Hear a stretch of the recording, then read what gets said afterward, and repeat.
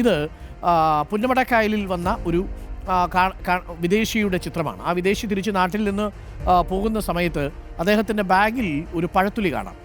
ഈ ബാഗിൽ പഴത്തുലി വെച്ച് വിദേശ സഞ്ചാരി പോകേണ്ടി വരുന്ന ഒരവസ്ഥ എങ്ങനെയുണ്ടായി? ഈ പഴത്തുലി ഇടാൻ ഉള്ള ഒരു വേസ്റ്റ് ഡിസ്പോസൽ സ്ഥലം കണ്ടെത്തിയില്ല.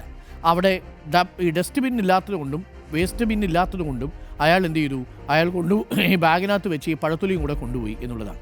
ഈ ചിത്രം നമ്മൾ കാണിച്ചത് പ്രിയപ്പെട്ട പ്രേക്ഷകർക്കും അത്തരം ചില സ്വഭാവങ്ങളും ആറ്റിറ്റ്യൂഡുകളും ഒക്കെ ഇല്ലാത്തവരുണ്ടെങ്കിൽ വളർത്തിയെടുക്കണമെന്ന് പറയാൻ വേണ്ടിയാണ്. ഒരു വിനോദസഞ്ചാരി വിദേശത്ത് നിന്നെത്തി ഇവിടെ നമ്മുടെ നാട്ടിലൊരു പഴത്തുലി നിക്ഷേപിക്കില്ല എന്നുള്ളത് നമുക്കൊരു പാഠമാണ്. നമ്മൾ ഈ മിഠായി തുലിയും നമ്മുടെ വേസ്റ്റും ഒക്കെ തൊട്ടപ്പുറത്തെ പറമ്പിലേക്കും റോഡിലേക്കും വലിച്ചെറിയുന്നവർ ഈ ചിത്രം ഒന്ന് കാണണം.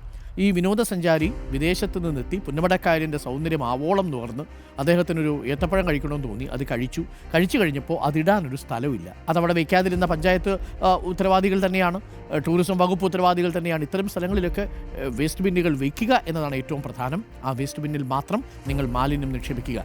ലിറ്ററിങ് എന്നുള്ളത് നിങ്ങളുടെ കുട്ടികളെ പറഞ്ഞു തന്നെ പഠിപ്പിക്കണം. നിങ്ങൾ തന്നെ മാതൃകയാവുകയും വേണം. ഒരിക്കലും ലിറ്റർ ചെയ്യരുത്, അതായത് മാലിന്യം വലിച്ചെറിയരുത്.